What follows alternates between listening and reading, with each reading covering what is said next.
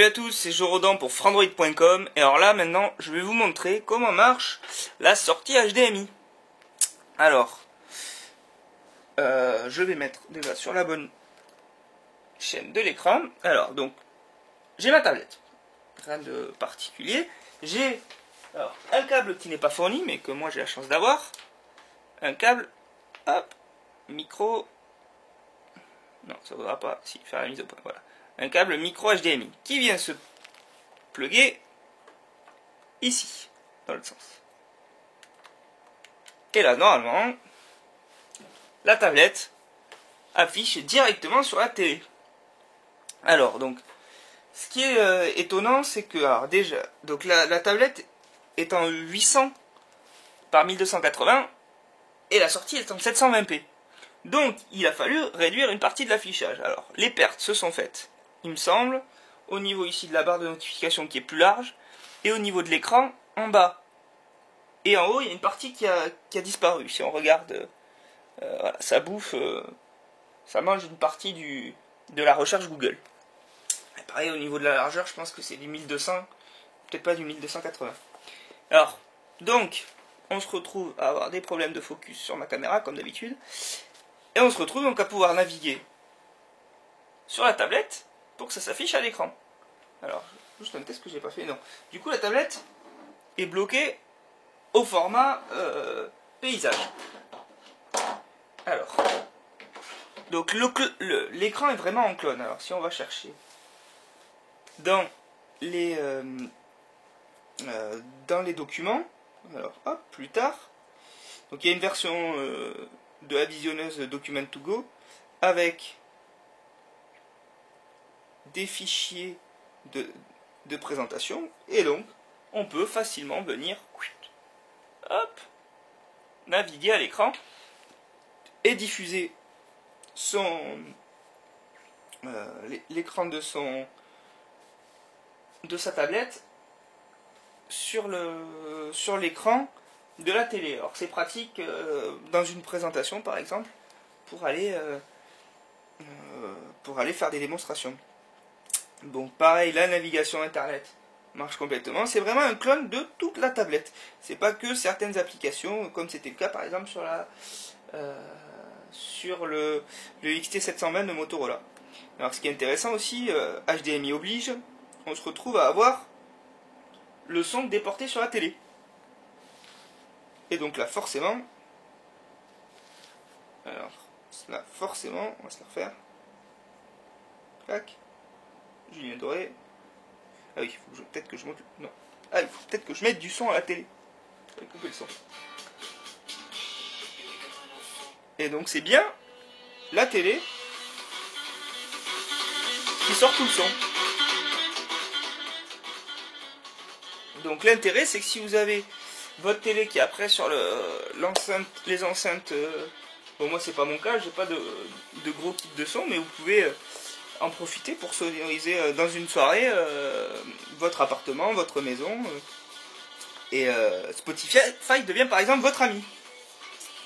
Hop. Alors, on va mettre en pause. Donc voilà, donc vous voyez, on voit pas les notifications par contre, les notifications n'ont pas la taille d'apparaître à l'écran. Bon.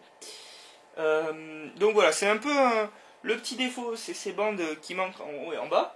Parce que vous voyez, voilà, ça bouffe des caractères, mais dans l'ensemble, c'est vraiment très appréciable de pouvoir diffuser son affichage sur sa télé. Alors pareil, j'ai mis des vidéos.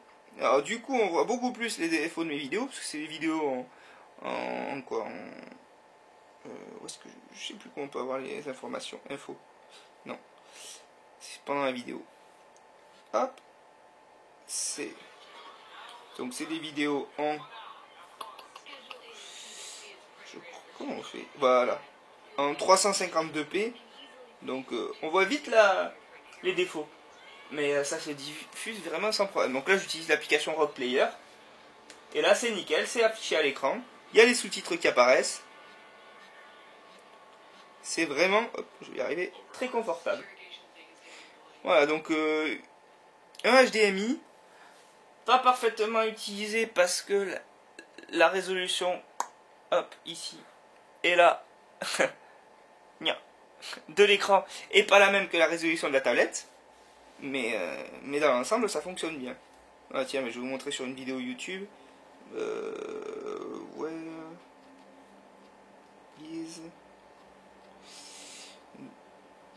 Je crois que c'est ça. Voilà. Le genre de vidéo, moi, que j'aime bien. Alors, si je suis capable de retrouver la version, c'est laquelle? C'est laquelle? Je crois que c'est celle-là. Donc, on se retrouve.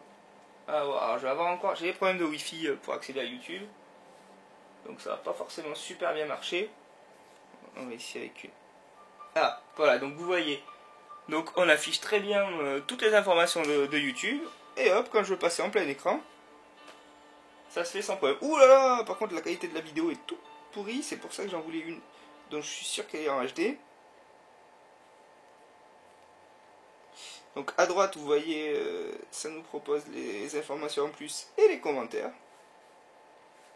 Bon, la vidéo met un peu de temps à démarrer. Donc il y a le j'aime, il y a tout ce qu'il faut. Vous avez la possibilité de partager votre vidéo sur les différentes applications. Et allez, merci le Wi-Fi de ma maison et ma connexion internet. Et donc la vidéo passe très très bien si elle veut se lancer. C'est un défaut que je trouve à l'application de YouTube, c'est qu'on ne peut pas choisir toutes les résolutions comme sur le site web avec 320, 420, 720 et 1080.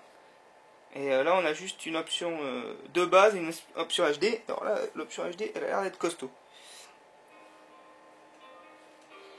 Mais voilà. Voilà, des problèmes de Wi-Fi, mais sinon la vidéo passe très très bien quoi. On va remettre le début.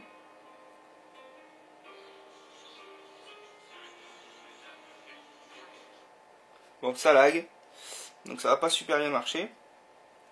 Mais voilà, donc très sympa de pouvoir visualiser sa tablette sur la télé. Ah tiens, une application évidemment où ça marche, où c'est très agréable, c'est sur l'application Galerie qui se trouve ici, parce que ben, vos photos, vous pouvez les visualiser et les montrer à toute la famille sur grand écran. Voilà, c'était Jorodan pour frandroid.com. Et c'était donc une vidéo pour montrer la prise HDMI, la sortie HDMI de la tablette Acer Icognata.